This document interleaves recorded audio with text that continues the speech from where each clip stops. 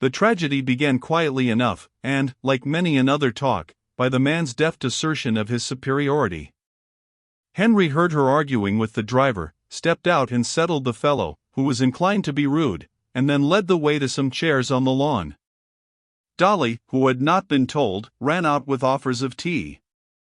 He refused them, and ordered them to will baby's perambulator away, as they desired to be alone. "But the Diddums can't listen, he isn't 9 months old," she pleaded. "That's not what I was saying," retorted her father-in-law. Baby was wheeled out of earshot, and did not hear about the crisis till later years. It was now the turn of Margaret. "Is it what we feared?" he asked. "It is." "Dear girl," he began, "there is a troublesome business ahead of us, and nothing but the most absolute honesty and plain speech will see us through." Margaret bent her head. "I am obliged to question you on subjects we'd both prefer to leave untouched. As you know, I am not one of your Bernard Shaws who consider nothing sacred. To speak as I must will pain me, but there are occasions we are husband and wife, not children. I am a man of the world, and you are a most exceptional woman." All Margaret's senses forsook her. She blushed, and looked past him at the 6 hills, covered with spring herbage. Noting her color, he grew still more kind. "I see that you feel as I felt when my poor little wife. Oh, be brave. Just 1 or 2 questions, and I have done with you. Was your sister wearing a wedding ring?" Margaret stammered a no. There was an appalling silence. "Henry, I really came to ask a favor about Howard's End." "One point at a time. I am now obliged to ask for the name of her seducer." She rose to her feet and held the chair between them. Her color had ebbed, and she was gray. It did not displease him that she should receive his question thus. "Take your time," he counseled her. "Remember that this is far worse for me than for you." She swayed. He feared she was going to faint. Then speech came, and she said slowly, "Seducer?" "No, I do not know her seducer's name." "Would she not tell you?" "I never even asked her who seduced her," said Margaret, dwelling on the hateful word thoughtfully. "That is singular." Then he changed his mind. "Natural perhaps, dear girl, that you shouldn't ask. But until his name is known, nothing can be done. Sit down. How terrible it is to see you so upset. I knew you weren't fit for it.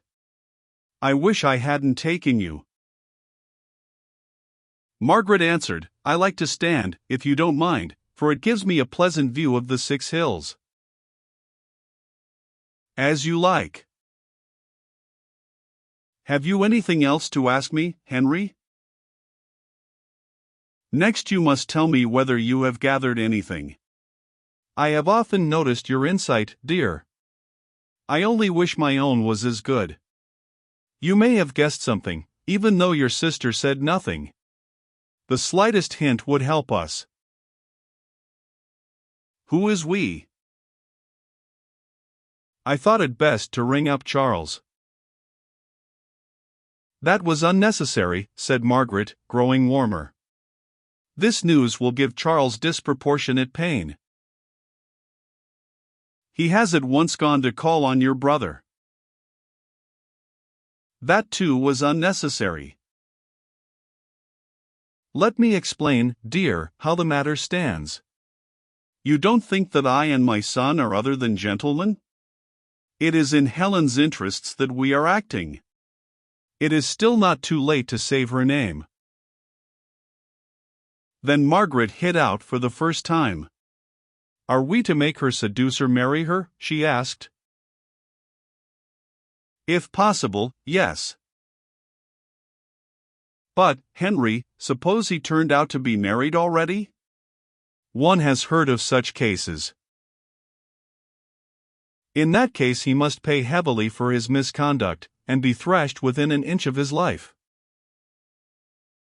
So her first blow missed. She was thankful of it. What had tempted her to imperil both of their lives? Henry's obtuseness had saved her as well as himself. Exhausted with anger, she sat down again, blinking at him as he told her as much as he thought fit. At last she said, "May I ask you my question now?"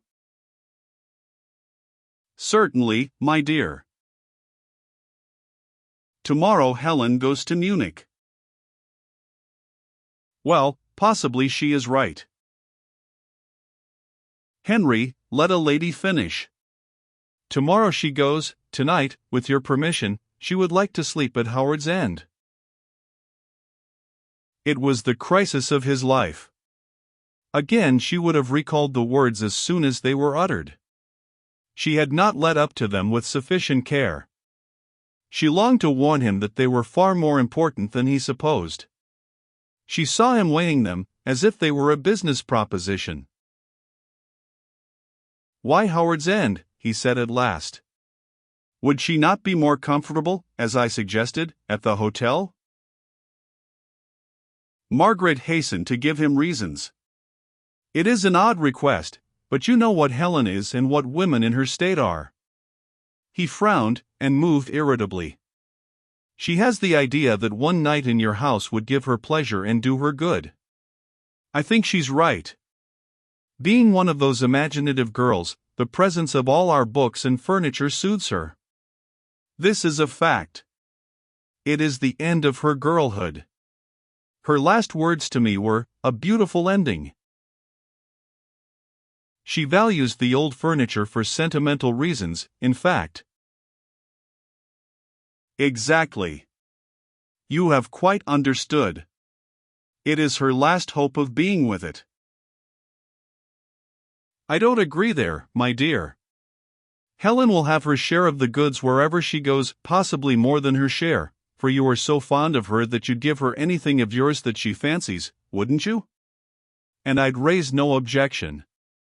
I could understand it if it was her old home, because a home, or a house," he changed the word, designedly, he had thought of a telling point, "because a house in which one has once lived becomes in a sort of way sacred, I don't know why. Associations and so on. Now Helen has no associations with Howard's End, though I and Charles and Evie have. I do not see why she wants to stay the night there. She will only catch cold." "Leave it that you don't see," cried Margaret. "Call it fancy. But realize that fancy is a scientific fact. Helen is fanciful, and wants to." Then he surprised her, a rare occurrence.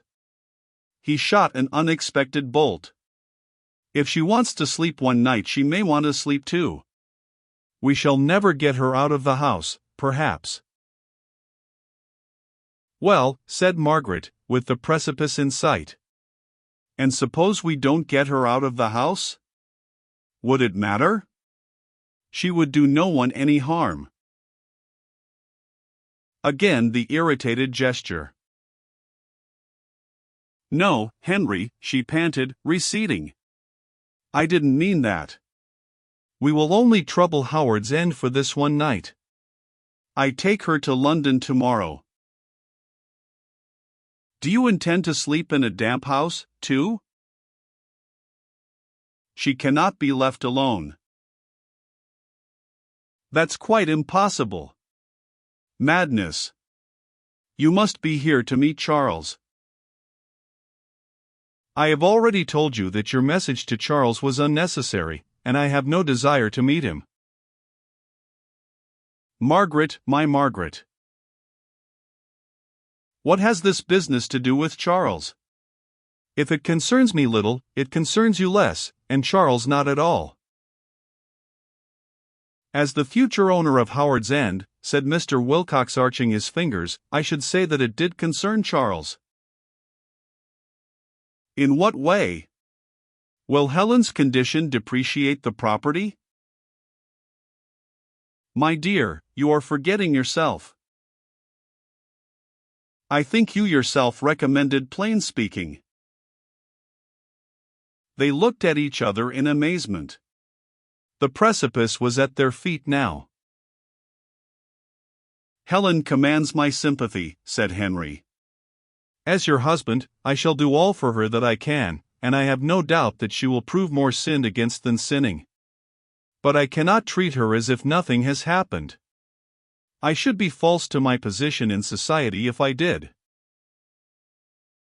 She controlled herself for the last time. No, let us go back to Helen's request, she said. It is unreasonable, but the request of an unhappy girl. Tomorrow she will go to Germany, and trouble society no longer. Tonight she asks to sleep in your empty house, a house which you do not care about, and which you have not occupied for over a year. May she? Will you give my sister leave? Will you forgive her as you hope to be forgiven, and as you have actually been forgiven? Forgive her for one night only. That will be enough. As I have actually been forgiven? Never mind for the moment what I mean by that, said Margaret. Answer my question. Perhaps some hint of her meaning did dawn on him. If so, he blotted it out.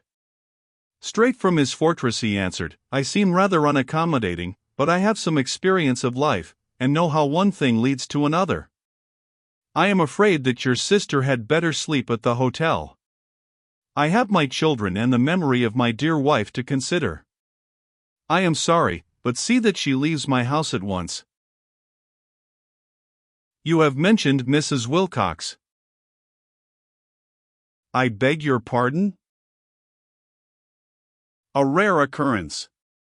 In reply, may I mention Mrs. Bast? You have not been yourself all day, said Henry, and rose from his seat with face unmoved. Margaret rushed at him and seized both his hands. She was transfigured. Not any more of this, she cried. You shall see the connection if it kills you, Henry. You have had a mistress, I forgave you. My sister has a lover, you drive her from the house. Do you see the connection? Stupid, hypocritical, cruel, oh, contemptible, a man who insults his wife when she's alive and cants with her memory when she's dead. A man who ruins a woman for his pleasure, and casts her off to ruin other men. And gives bad financial advice, and then says he is not responsible. These men are you. You can't recognize them, because you cannot connect. I've had enough of your unneeded kindness. I've spoilt you long enough. All your life you have been spoiled. Mrs. Wilcox spoiled you. No one has ever told what you are muddled, criminally muddled. Men like you use repentance as a blind, so don't repent. Only say to yourself, what Helen has done, I've done. The two cases are different, Henry stammered. His real retort was not quite ready. His brain was still in a whirl, and he wanted a little longer. In what way different? You have betrayed Mrs. Wilcox, Helen only herself. You remain in society, Helen can't. You have had only pleasure, she may die. You have the insolence to talk to me of differences, Henry? Oh, the uselessness of it. Henry's retort came. I perceive you are attempting blackmail. It is scarcely a pretty weapon for a wife to use against her husband. My rule through life has been never to pay the least attention to threats, and I can only repeat what I said before, I do not give you and your sister leave to sleep at Howard's End. Margaret loosed his hands. He went into the house, wiping first one and then the other on his handkerchief. For a little she stood looking at the 6 hills, tombs of warriors, breasts of the spring. Then she passed out into what was now the evening.